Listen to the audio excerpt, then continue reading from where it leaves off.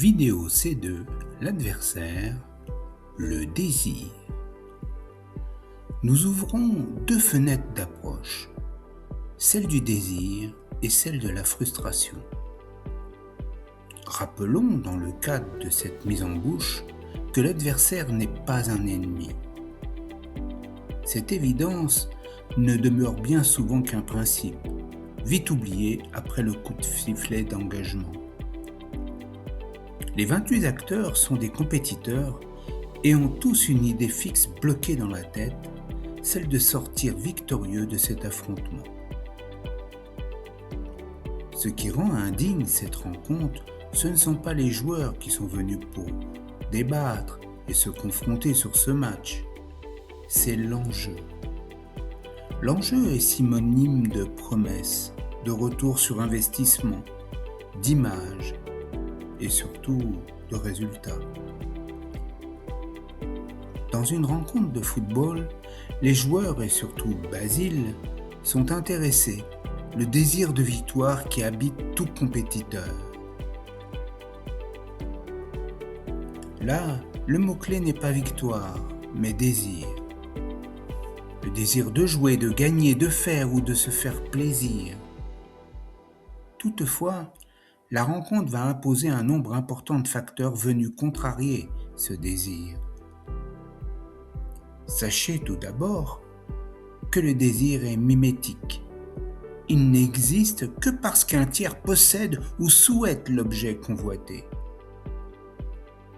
Le désir n'est donc pas une création personnelle ou une envie soudaine de posséder un savoir ou un objet, un autre que soi. Il s'agit de conquête dans le sens désirer posséder la même quête. Une rencontre de football est donc une opposition entre deux forces conquérantes.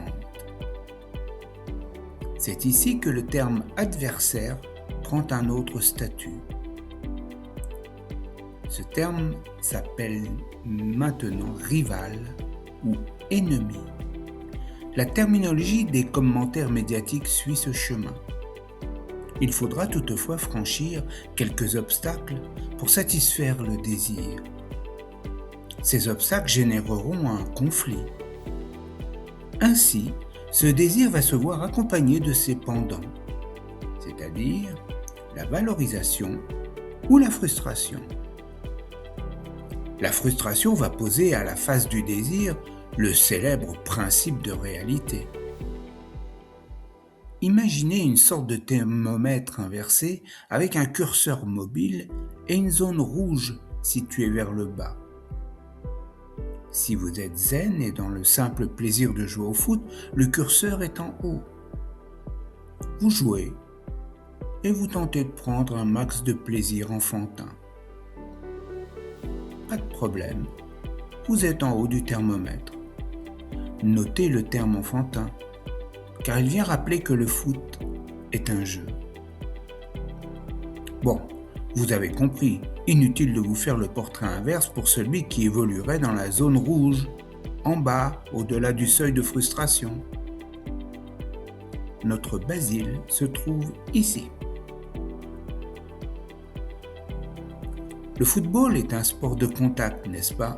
Mais ce Basile-là, lassé, fatigué, humilié, énervé, n'est plus sur le terrain. Il est un peu à côté. Il se situe dans un champ électrique interne qui a migré de l'énergie à fournir aux muscles vers la périphérie, c'est-à-dire vers la peau. Basile est donc désormais à fleur de peau. Le moindre contact va lui être insupportable. De gladiateur entré en début de match, le voilà devenu hypersensible au moindre accroc fait à son corps ou à son désir. L'adversaire n'est plus membre d'une équipe, il devient un agresseur potentiel. Cet adversaire l'ignore, fatigué lui aussi, et il peut se situer dans les mêmes conditions. Le futur choc va donc être explosif si l'un ou l'autre n'est pas sorti du match par son coach. nous nous posons souvent la question: pourquoi le coach ne sort-il pas ce joueur pour éviter le conflit? Une des réponses est qu'il est certainement lui aussi piégé par le désir.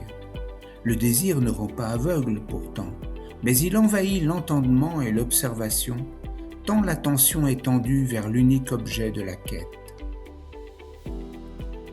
Peut-être devrions-nous former davantage les coachs à prendre en compte les signaux lancés par les joueurs devenus hors jeu. L'idée nous traverse, pour les équipes bénéficiant d'un coach adjoint, de dénier ce rôle à ce dernier. Et vous, qu'en pensez-vous ?